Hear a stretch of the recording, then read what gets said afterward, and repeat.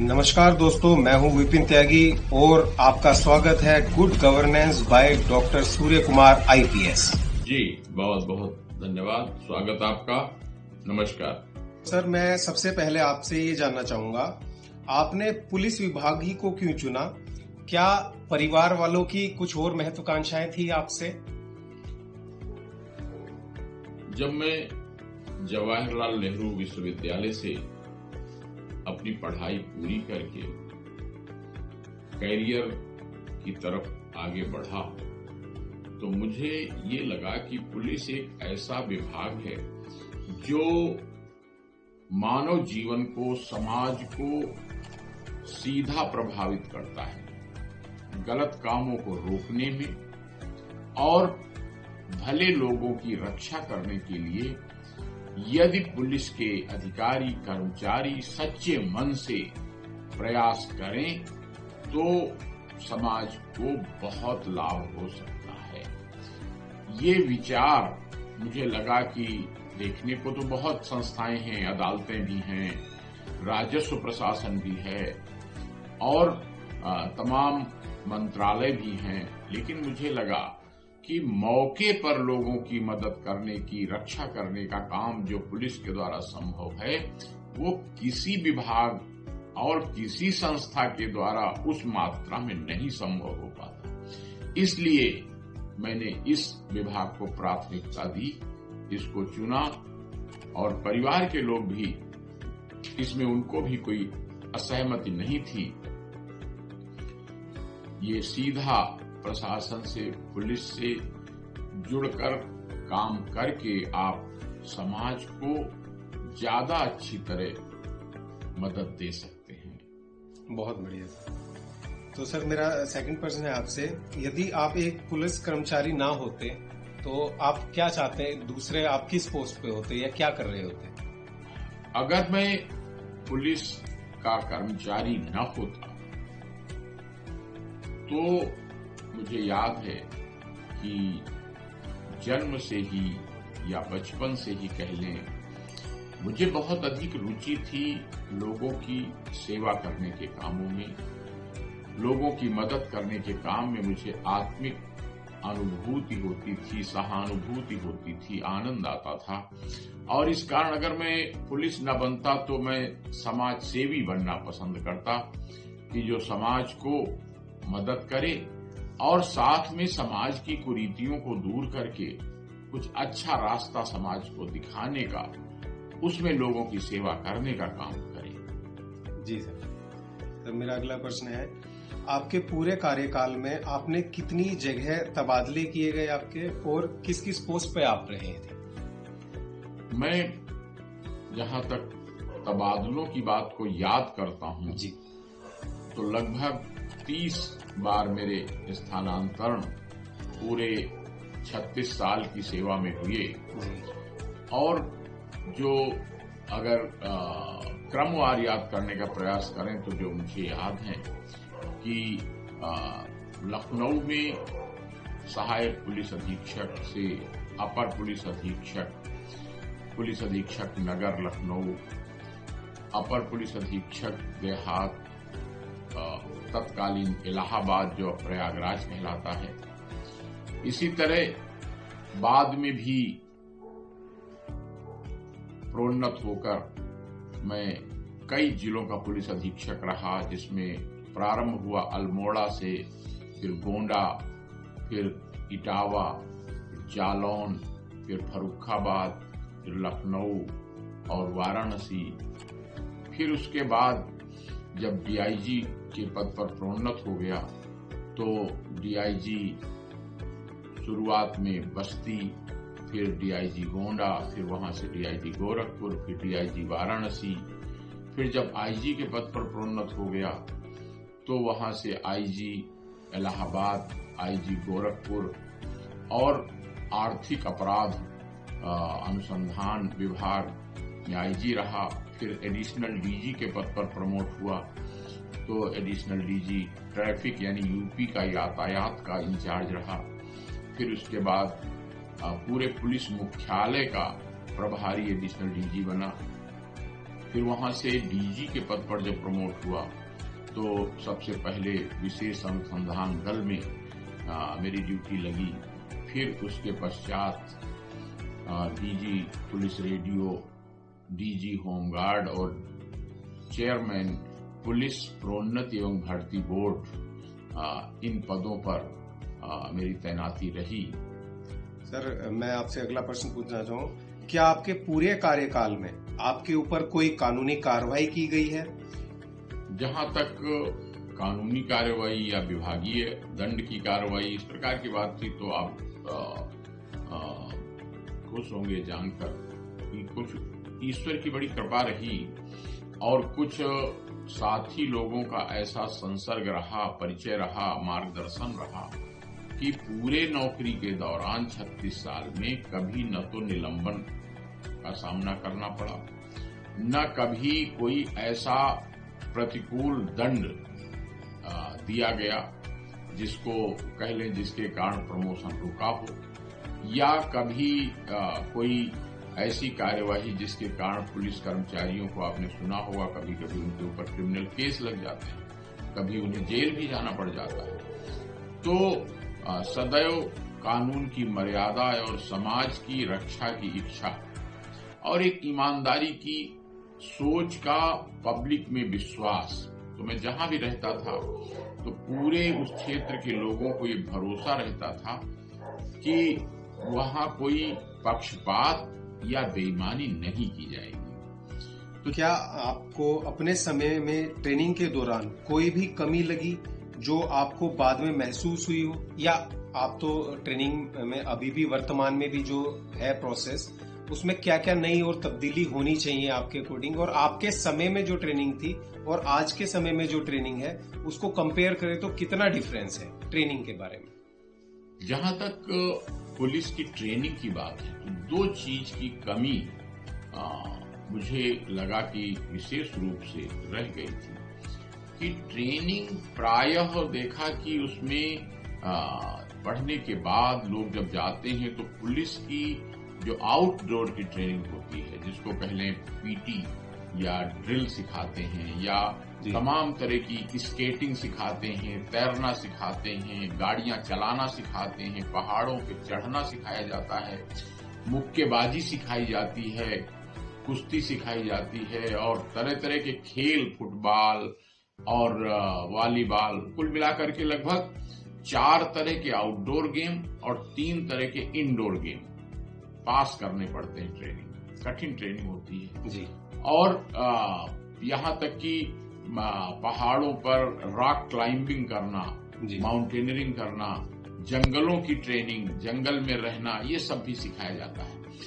कमी की जहां तक बात करें तो मुझे लगा कि कुछ कानून की शिक्षा पर इतना अधिक जोर रहता है कि नए पढ़े लिखे पुलिस अधिकारी जब आते हैं तो वो कानून को तो बहुत तरजीह देते हैं, लेकिन वो जो मानवीय संवेदना की ट्रेनिंग और अच्छे मानवीय व्यवहार की ट्रेनिंग, उसको थोड़ा और बढ़ाने की जरूरत है ताकि किसी से भी बदतमीजी न करें, अभद्रता न करें। ये मान के चलें कि पुलिस के नियम, कायदा, कानून अंततः सारे समाज के लोगों की रक्षा के लिए बने हैं, उनकी मदद के लिए बने हैं, अपमानित करने के लिए नहीं बने हैं।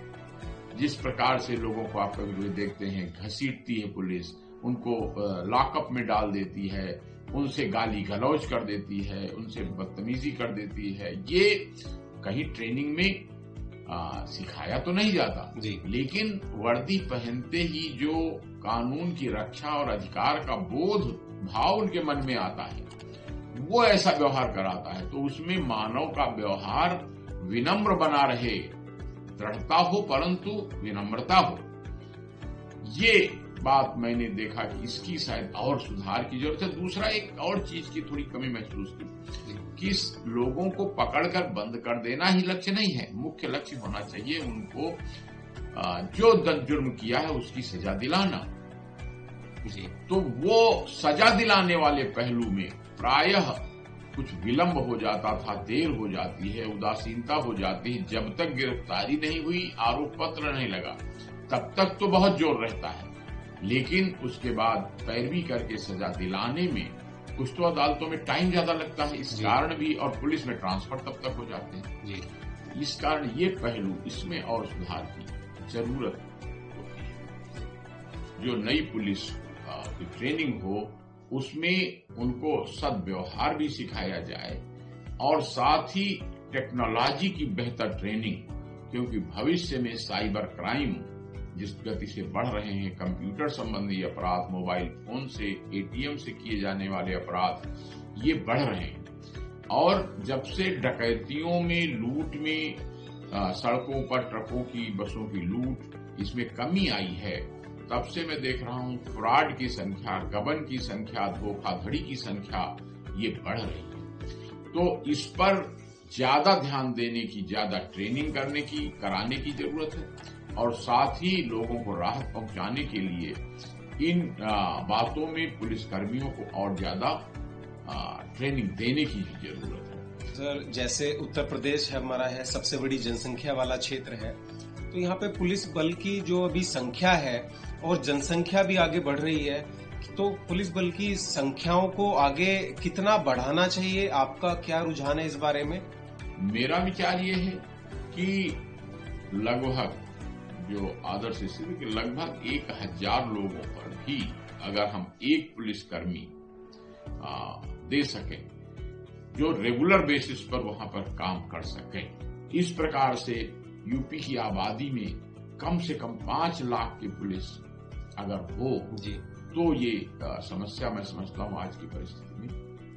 सर, मैं अगला प्रश्न आपसे पूछना चाहूंगा, क्या आप कांस्टेबल या अन्य पद पे नियुक्त पुलिसकर्मियों की पे स्केल और भत्ते, टीएडीए, जो ये चीजें हैं, इनसे आप संतुष्ट हैं उस समय पे और आज जो है आपके कार्यकाल में और आने वाले समय के अनुसार जिस हिसाब से महंगाई बढ़ रही है, तो मैं पे स्केल और जो सुविधाएं हैं इन पे बात करना चाहता हूँ। ये जहां तक पे स्केल की बात है, तो कोई भी समाज अपनी पुलिस को भी उसी हिसाब से भुगतान कर पाता है जैसा उसकी आर्थिक स्थिति होती है। जैसे आप परिवार में देख लीजिए कि आप उतना ही तो पैसा चौकीदार को दे पाते हैं जो आपकी हैसियत में। बिल्कुल। तो उसी तरह जब आजादी के बाद से लगातार पुलिस की स्थिति में सुधार हुआ है, पहले की तुलना में भुगतान बेहतर हुए हैं। अब धीरे धीरे घरों के निर्माण, उनके रहने के लिए बैरकों के निर्माण, उनके लिए पुलिस थानों की बिल्डिंगों का निर्माण, पुलिस चौकियों का निर्माण और उनके लिए जो काम की जगहें हैं, इन्वेस्टिगेशन रूम, उनके लिए बैठने की व्यवस्थाएं, पानी की व्यवस्थाएं, शौचालय की व्यवस्थाएं, ये सब अब धीरे धीरे महिला पुलिस काफी बढ़ रही है। उनके लिए अलग से व्यवस्था, ताकि कोई गलती गड़बड़ी न हो जाए, तो उनके लिए अलग शौचालय, उनके लिए अलग कमरे बनाने की जरूरतें पड़ रही हैं। तो स्वाभाविक है कि जब आप बेहतर पुलिस व्यवस्था देना चाहते हैं तो आपको उस पर ज्यादा खर्च करना पड़ेगा। तो हर अभी तक 10 साल बाद लगभग पे कमीशन का गठन होता है, जो जरूरतों का परीक्षण करके वेतन को रिव्यू करते हैं, बढ़ाते हैं, घटाते हैं। उसी तरह जैसे एक समय साइकिल भत्ता दिया जाता था, अब धीरे धीरे फिर मोटरसाइकिल भत्ता दिया जाने लगा, फिर वो बहुत कम था, एक समय था केवल 150 रुपए था, अब वो फिर बढ़ाया गया। तो ये सब बातों को परीक्षण करके जिस प्रकार केंद्र स्तर पर, केंद्र सरकार के स्तर पर ये रिव्यू 10 साल में होता है, तो मैं कहूंगा कि राज्य सरकार के स्तर पर भी ये परीक्षण होते रहने चाहिए और हर 5 साल बाद कम से कम रिव्यू करके जी इसका कि जरूरतें क्या है वो पूरी हो जाए, नहीं तो हमारे कर्मचारी फिर घूस लेने की कोशिश करेंगे, बेईमान होने की कोशिश करेंगे। और तीसरा एक और पहलू है कि उन पर इतनी निगरानी की भी व्यवस्था रहे, क्योंकि अगर तनख्वाह बढ़ा भी दी जाए लेकिन अगर निगरानी रखी नहीं जाएगी तो लोगों में अवैध धन कमाई की इच्छा बढ़ेगी। तो निगरानी रखना, रोक टोक करना उन पर वो भी जरूरी है। तो अभी तक ये भी बड़ी कमी है कि एक जैसे मिलिट्री पुलिस होती है, तो पुलिस पर निगरानी करने के लिए अभी कोई विंग ऐसी नहीं है, वही लोग देखभाल करते हैं, पर काम कराते हैं, वही निगरानी भी करते हैं, तो दोनों कठिन हो जाता है। तो एक पुलिस, निगरानी पुलिस, जो पुलिस पर निगरानी करे, उसकी भी ब्रांच बनाने की जरूरत है। सर, मेरा एक और प्रश्न है आपसे। एक पुलिस वाले परिवार में और एक दूसरे परिवार में क्या अंतर आता है?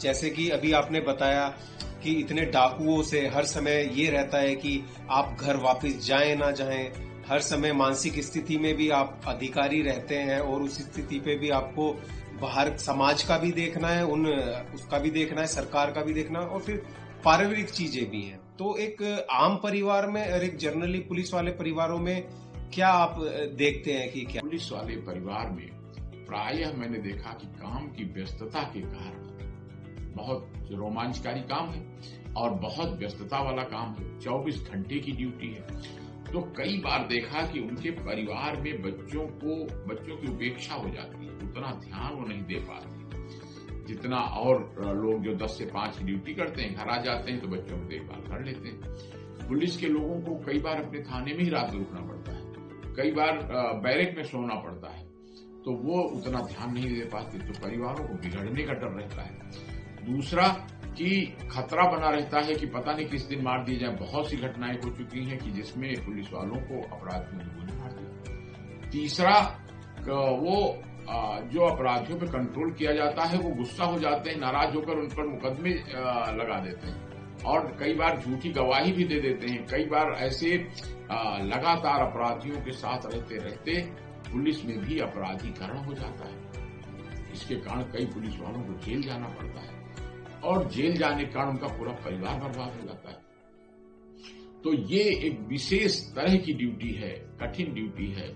जैसे और बहुत कठिन होता है कि जैसे झाड़ू लगाई जाए जमीन पर और उसमें गंदगी न लगे, ऐसा बहुत कठिन है। इसलिए कि अपराधीकरण ना हो और अपराधियों के बीच रहकर कंट्रोल किया जाए, बहुत कठिन काम होता है। सुशासन का माहौल रहता है कि ज्यादातर कर्मचारी अपने अधिकारियों को डरते हैं और उसके कारण कई बार खुलकर बता नहीं पाते कि कब उनकी बीमारी है, कब उनके परिवार में कोई बीमार है, कब छुट्टी की जरूरत है।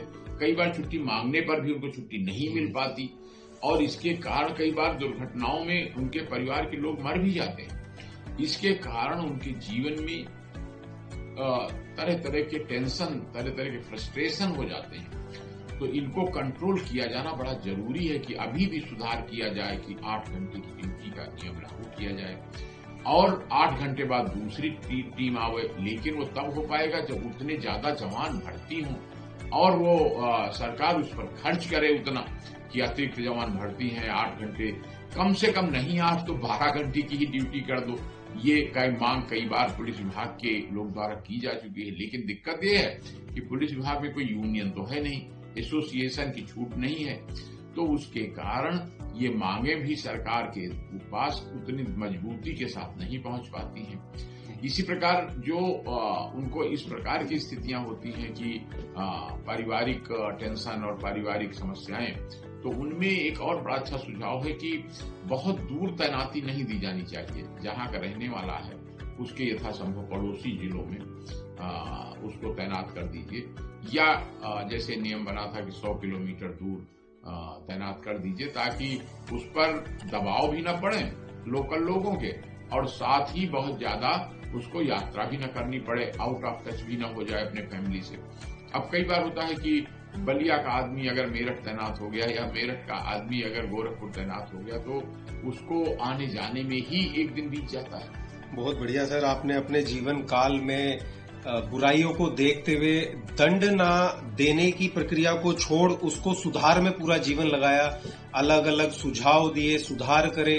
और मैं चाहता हूं कि आने वाले युवा, जो आने वाली पीढ़ी है, आपके एक्सपीरियंस को और बढ़ते हुए ग्राफ को अपनाएं और आने वाले युवा भी इससे बेहतर कार्य करें। और आज हमारे साथ थे डॉक्टर सूर्य कुमार IPS, पूर्व DG उत्तर प्रदेश पुलिस। और सर बहुत बहुत धन्यवाद, आपने अपना कीमती समय दिया और आगे फिर आपसे मुलाकात करेंगे। बहुत बहुत धन्यवाद।